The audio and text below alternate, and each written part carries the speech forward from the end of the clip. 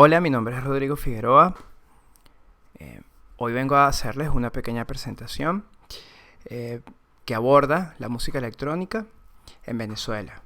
Es un tema bastante vasto, pero me voy a centrar en un periodo de tiempo bastante específico, entre los años 60 y 70. Y he denominado esta presentación La música electrónica ante el nacionalismo musical en Venezuela. Primeramente quiero agradecer a las organizadoras del Festival Video Nuevo Caracas, Diana Rangel y María Bilbao, que en esta séptima ocasión que se realiza decidieron incorporar un tema vinculado a la música y especialmente la música electrónica realizada en Venezuela.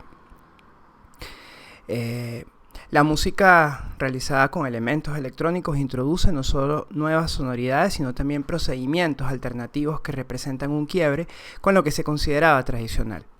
En Venezuela los primeros adelantos en la música electrónica se dieron gracias al apoyo institucional estatal, abriéndose espacio ante la música académica, que tenía como bandera el nacionalismo musical, que propiciaba el desarrollo de la música orquestal apelando a una identidad nacional.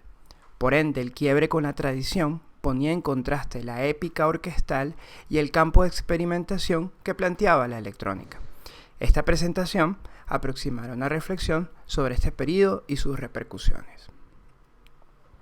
El primer aspecto que entra en cuestión es ¿qué es la música electrónica? ¿Es posible enunciarla como una unidad? ¿Y hasta qué punto esta categoría desborda como un contenedor útil de estudio y de clasificación?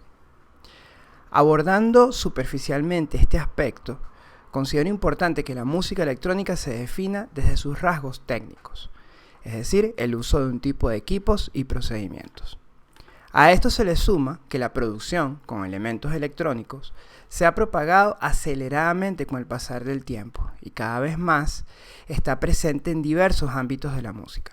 Por lo tanto, referirse a la música electrónica es aludir a un conjunto inagotable y quizás difuso de producción, que puede presentar múltiples vías de accesos y abordajes analíticos, desde diversas perspectivas sociológicas, historiográficas, musicológicas, periodísticas, entre otras.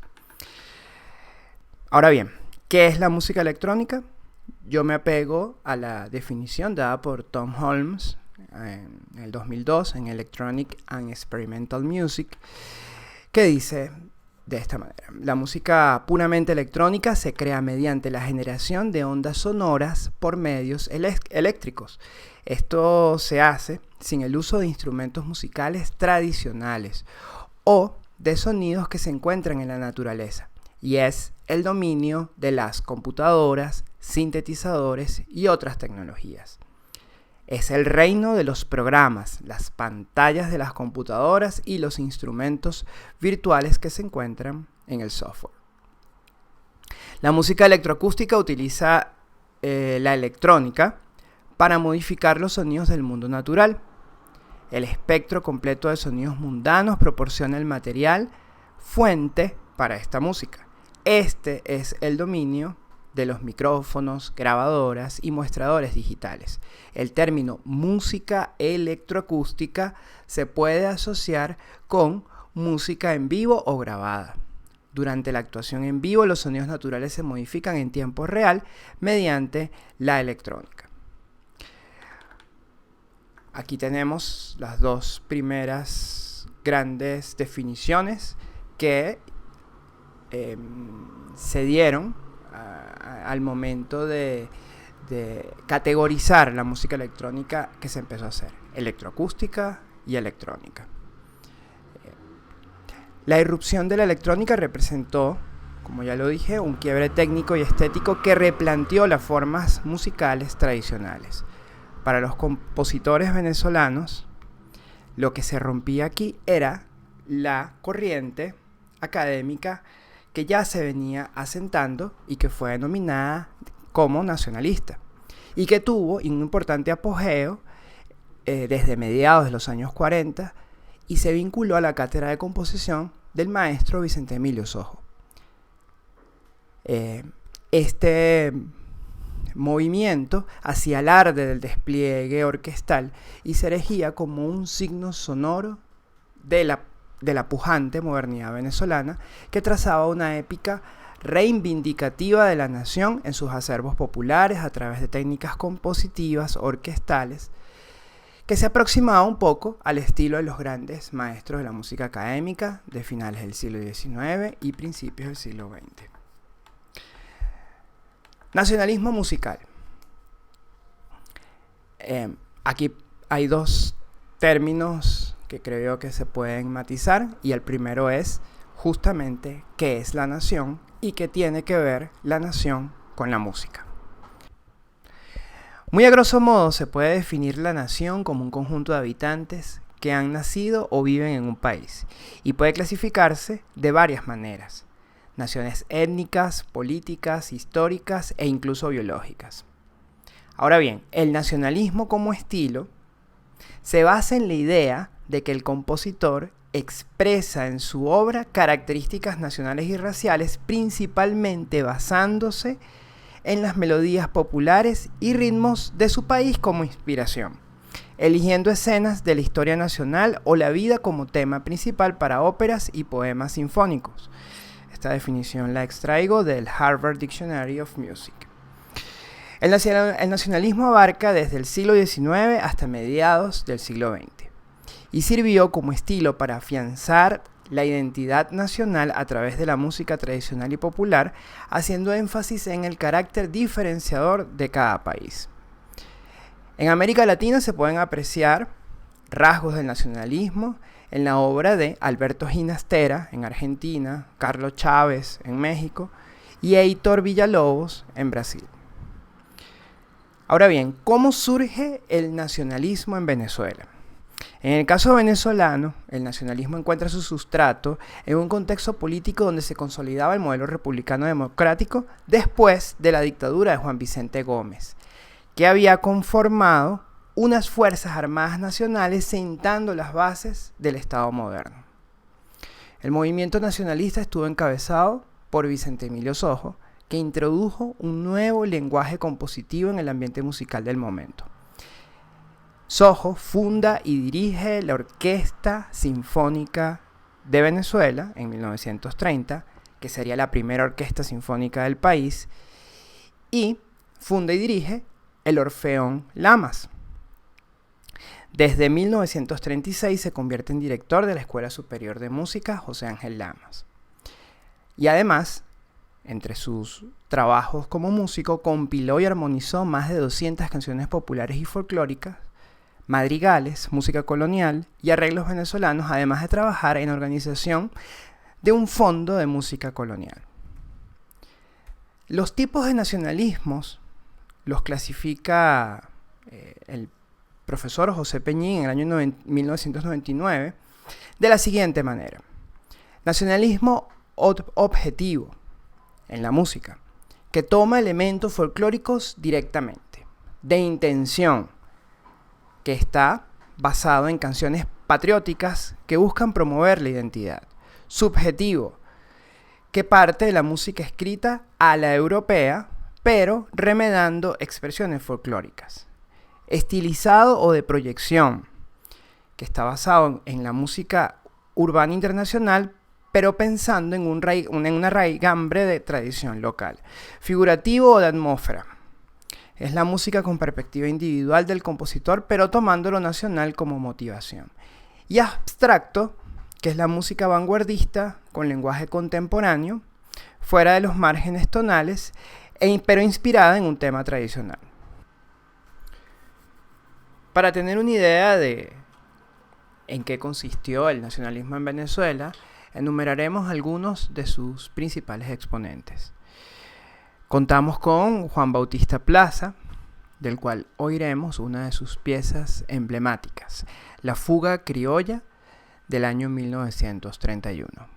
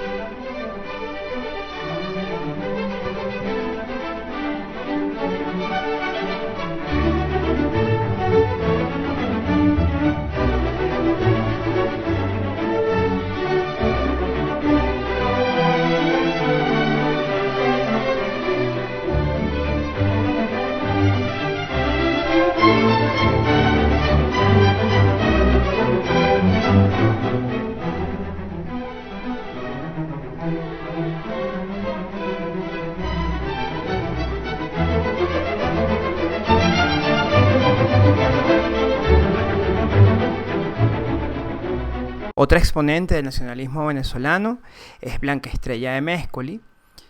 Oiremos ahora una pieza para piano llamada La Negrita Josefina, sin fecha.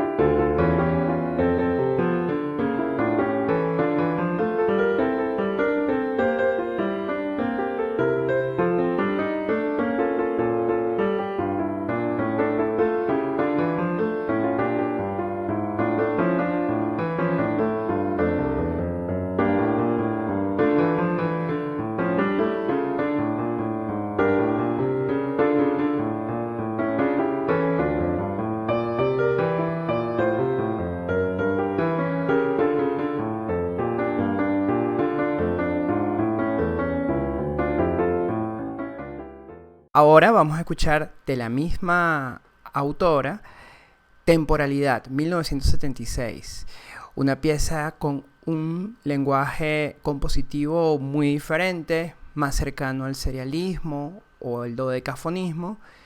Esta es una pieza para orquesta.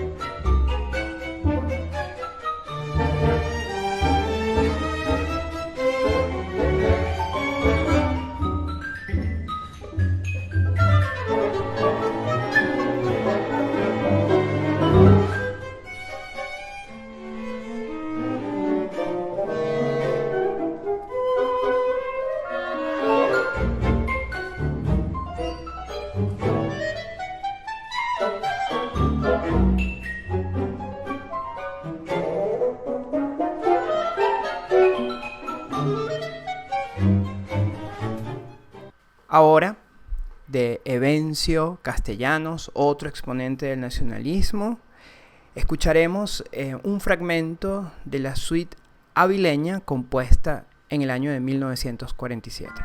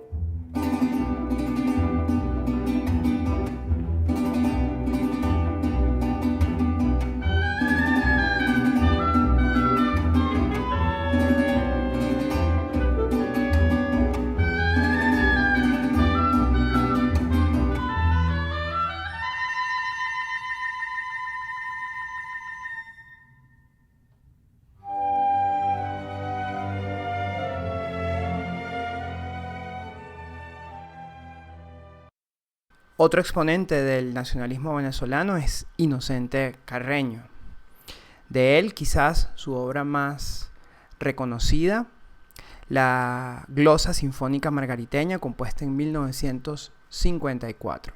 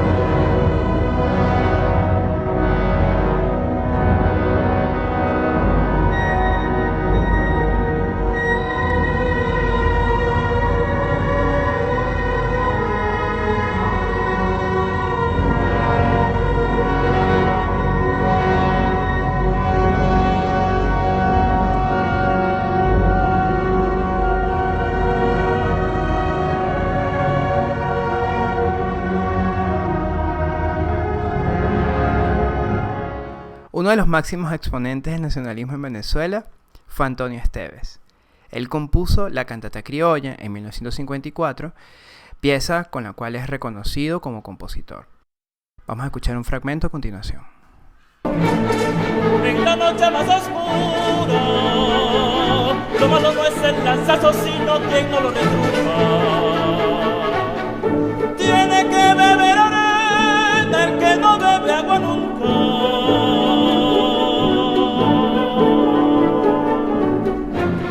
El que no bebe agua nunca, así cualquiera responde, barajando la pregunta. ¿Quién mata al asesinato en Hawái de arena pura?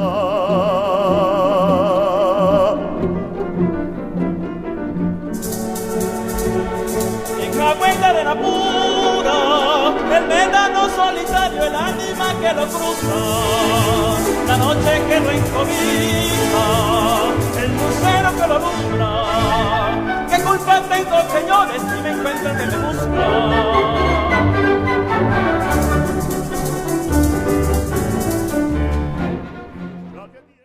Otro compositor adscrito a la tendencia nacionalista fue Antonio Lauro, además de guitarrista, un compositor de obras para guitarra. En este caso vamos a oír un concierto para guitarra y orquesta compuesto en 1956.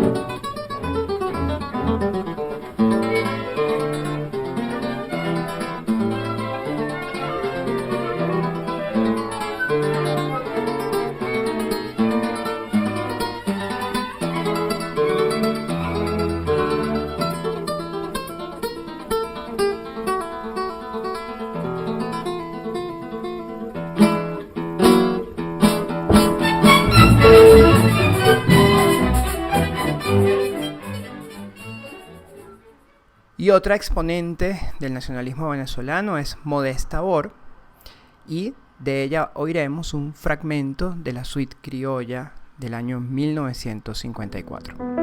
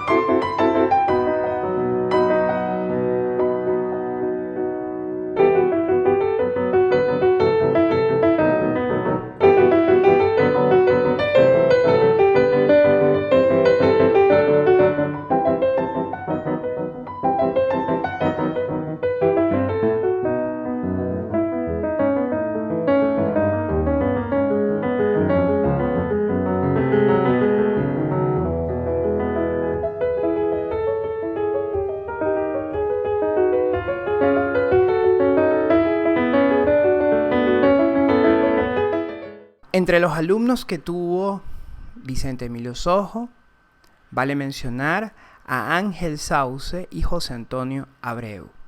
Ambos fueron los fundadores del Sistema Nacional de Orquesta, que llegaría al estatus de fundación de Estado durante muchas décadas y actualmente mantiene su actividad. Continuidad y renacimiento. José Antonio Calcaño, en La ciudad y su música, crónica musical de Caracas, menciona que después de aquel comienzo colonial tan maravilloso y sorprendente, nuestra música no hizo más que descender hasta casi desaparecer al comenzar el gobierno de Gómez. Esta triste trayectoria es paralela a la vida general del país. Sin embargo, hoy en día soplan otros vientos y el despertar de nuestra música a partir de 1919 promete algo mejor. si no deshacemos con un proceder desatinado la oportunidad que hoy tenemos.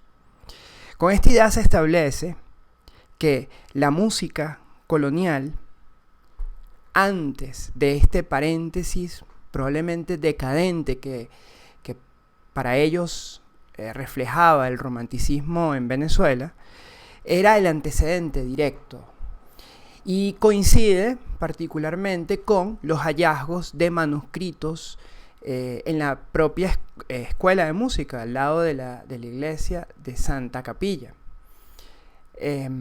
La referencia que toman los hace tejer como un hilo de continuidad con el pasado. Este hilo de continuidad también se conecta con lo que denominaría mito fundacional de la nación. Este es el mito de los padres fundadores que se refuerza desde tiempos de Guzmán Blanco, especialmente a través de la epopeya de Eduardo Blanco, llamada Venezuela Heroica, que romantiza y reviste de un halo épico las batallas de independencias y a los personajes involucrados. A pesar de no constituir un documento real de lo ocurrido, ha sido el imaginario canónico e histórico que ha permanecido en el tiempo. Es el mito necesario para cohesionar la sociedad frente a la secesión del Imperio Español, auspiciado como relato generador sobre el cual se construye la venezolanidad. Estas mitologías han sido utilizadas con fines políticos para engrandecer discursos o enaltecer liderazgos.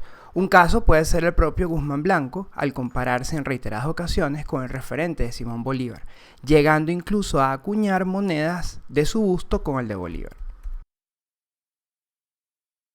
El gobierno de Gómez da un paso importante en la consolidación de la nación política a través de la fundación de las Fuerzas Armadas Nacionales y por consiguiente en la conformación del Estado moderno, que desarticula el poder de los caudillos regionales que fragmentaban como feudos las provincias de Venezuela. Con esto se logra una estabilidad armada, es decir, el monopolio de la fuerza, que garantiza el orden interno y de las fronteras. Así como el ejército profesional suplanta la polifonía caótica de los caudillos, la orquesta musical unifica, bajo la batuta del director, una voz nacional. Considero que esta idea de una vocería unificada que representa a una nación va implícita en el origen del nacionalismo musical venezolano, de la mano de la coral y la orquesta, y fue cobijada por el edificio institucional republicano posterior a la dictadura de Gómez. Es de resaltar que Vicente Emilio Sojo, aparte de ser músico, fue fundador del Partido Acción Democrática en 1941 y fue senador en varios periodos. Parte de su visión sobre la música, es decir, la pedagogía y el estilo, iba de la mano con la consolidación del programa político democrático dentro del Estado moderno, siendo sus ideas los pilares de políticas culturales que se dieron posteriormente, como lo fueron la propagación de centros de formación, escuelas de música, regidas por un pensum común, el estímulo para la conformación de orquestas que darían origen al sistema de orquestas posteriormente. Este sistema tendría reconocimiento internacional y sería paradigma de la gestión cultural en la etapa democrática, 1958-1998, y en el periodo de Chávez y Maduro, 1998-2021. El nacionalismo funcionó como elemento estilístico legitimador. Sobre esto comenta Eduardo Kuznir en 2016. Le conviene a un compositor escribir música con elementos que la vinculen a aquello que podría ser percibido como rasgos distintivos típicos de la identidad musical de su comunidad nacional, cultural. Sobre todo si desea que una poderosa institución musical legitimadora la programe en una prestigiosa sala de conciertos. Más adelante comenta: desde el punto de vista económico, la cantata criolla es una obra costosa en su ejecución, por la cantidad de recursos que requiere. Obra sin una fuerte identidad legitimadora difícilmente obtendrían esos recursos. De 1998 en adelante, y bajo la dirección de José Antonio Abreu, el sistema de orquestas ha tenido un apoyo directo del Estado venezolano, siendo emblema de la gestión gubernamental junto con la figura sobresaliente del director Gustavo Dudamel, que se ha presentado en las salas más importantes del mundo. Su figura es la del director carismático que agrada a las masas y genera consensos y solidaridades inmediatas, los dones que justamente requiere un caudillo exitoso. Es sugerente ver cómo recientemente, en noviembre del 2021, el Sistema Nacional de Orquestas despliega para las marcas del récord Guinness a la orquesta más grande del mundo, en un patio militar, el de los Próceres Caracas, ejecutando repertorio de corte nacionalista, del cual sobresale la Marcha Eslava de Piotr Ilich Tchaikovsky, compuesta en solidaridad a unos soldados rusos que padecieron el conflicto con el Imperio Otomano. El repertorio de esta mega orquesta incluyó el himno nacional de Venezuela, la canción Venezuela de Pablo Herrero y José Luis Armenteros y el Alma Llanera de Pedro Elías Gutiérrez, que es considerada el segundo himno del país. Pioneros de la música electrónica. Volvamos a la década de los 60 y revisemos los pioneros de la música electrónica. La ruptura estilística que en este momento implicó la música electrónica con respecto a la tradición precedente, puso en contraposición el despliegue institucional orquestal, que en este caso estaba auspiciado por el nacionalismo, con la producción electrónica, que generalmente recae en una sola persona y reclama del espectador una capacidad de adaptación a formas diferentes de las habituales.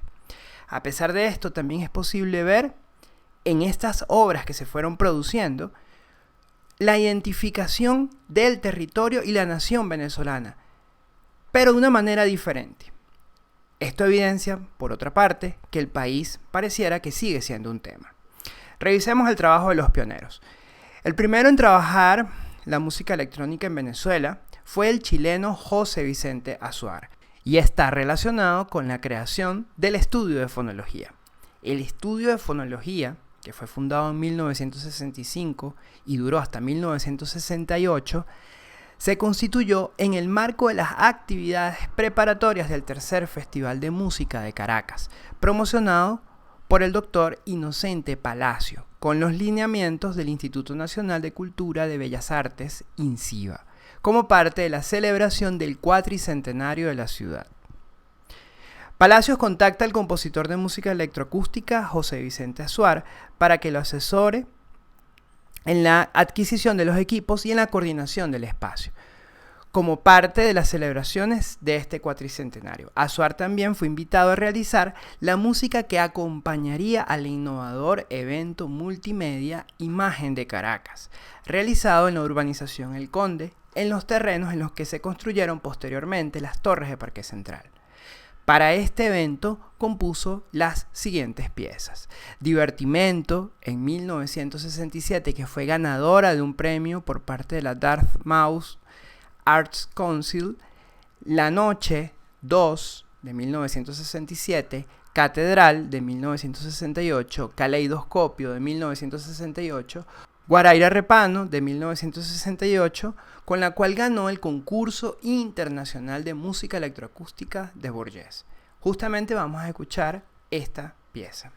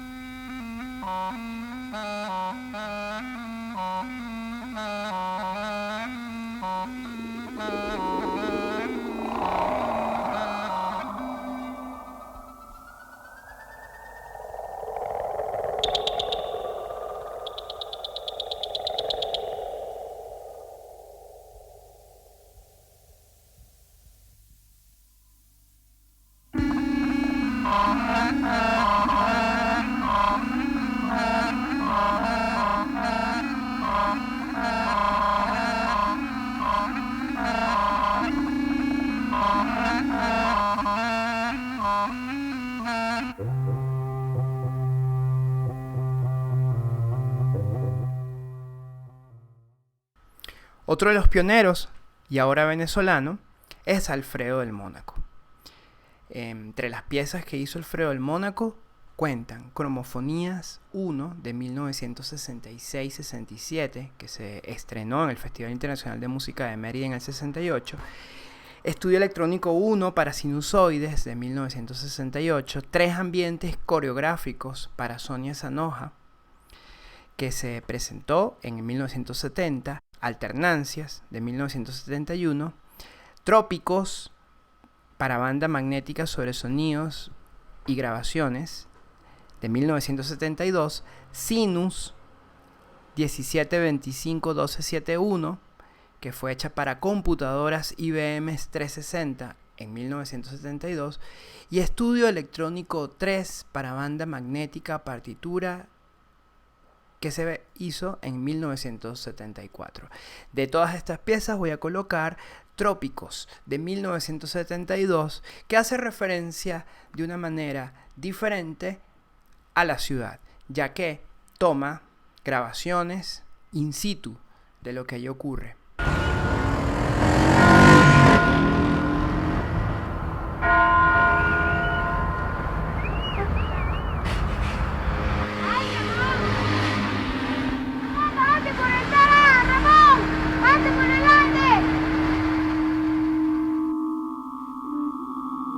Ciruela 5 Bolívar, 5 Bolívar. A dos.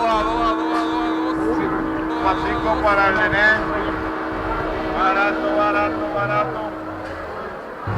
Yo te pagué el marrón, vine vivo y le pagué el rosado.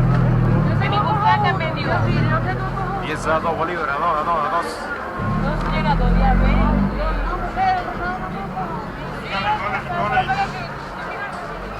Media, Bolívar.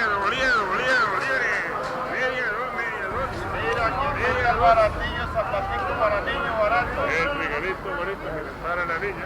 Saque la mano, agarre. No, es que sea no.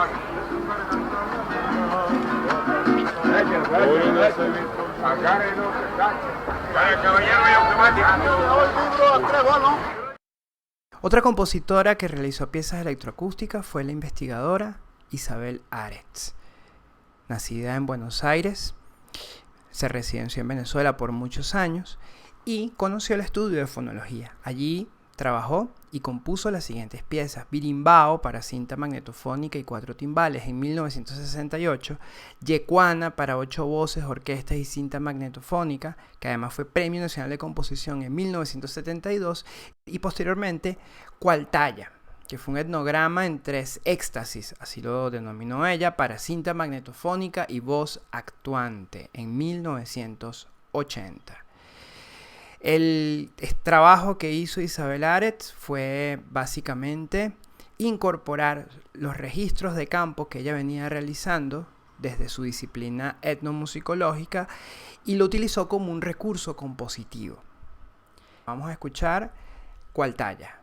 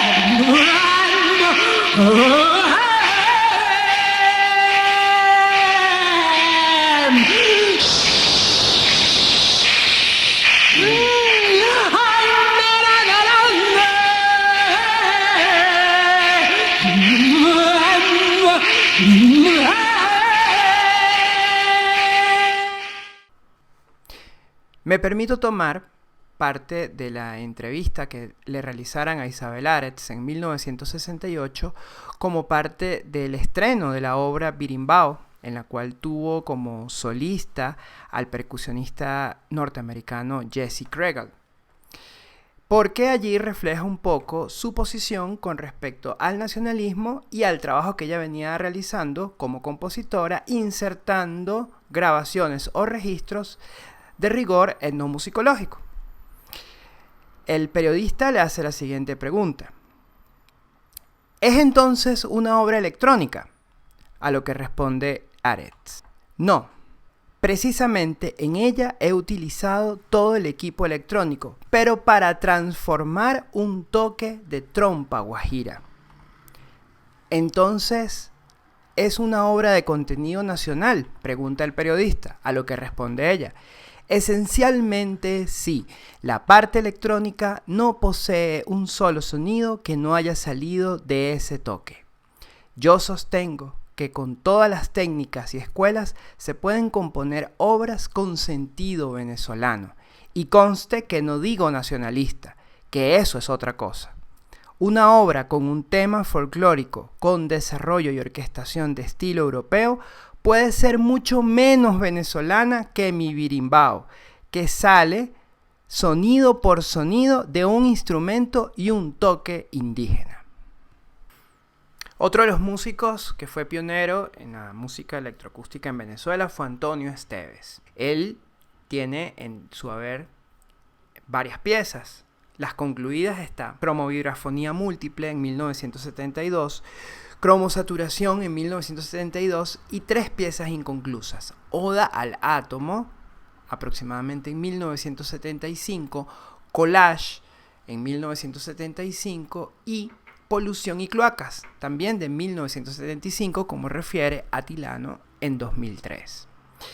El caso de Antonio Esteves es llamativo, ya que, siendo uno de los más notables compositores del nacionalismo venezolano, entra en contacto desde 1963 con el GRM de Francia, que en esos años era parte de la Oficina de Radiodifusión y Televisión francesa, y era uno de los espacios referenciales en el mundo dedicado a la investigación y producción de la música electroacústica. Este encuentro de Esteves con la electroacústica significaría un giro determinante en su obra, ya que no volvería a la composición orquestal, que tanto prestigio le dio, llevándolo a una discreta producción, casi desconocida. En su caso, la ruptura fue con lo que su propia obra representaba, obligado a despojarse del lenguaje que conocía, para aplicar un lenguaje que estaba por hacerse. Así como el dios romano Jano, que era la deidad de las puertas, de los principios y finales, con una mirada en el pasado y otra mirada en el futuro, Esteves asistía a 2 concepciones de la música y se posaba sobre una pugna dialéctica de continuidades y rupturas con el pasado y de perspectivas hacia el futuro. La obra Cromovibrafonía múltiple fue la más compleja y la más ambiciosa. Esta pieza se utilizó para ambientar musicalmente las 6 salas que conforman el Museo Jesús Rafael Soto en Ciudad Bolívar. Vamos a escuchar un fragmento justamente de esta pieza.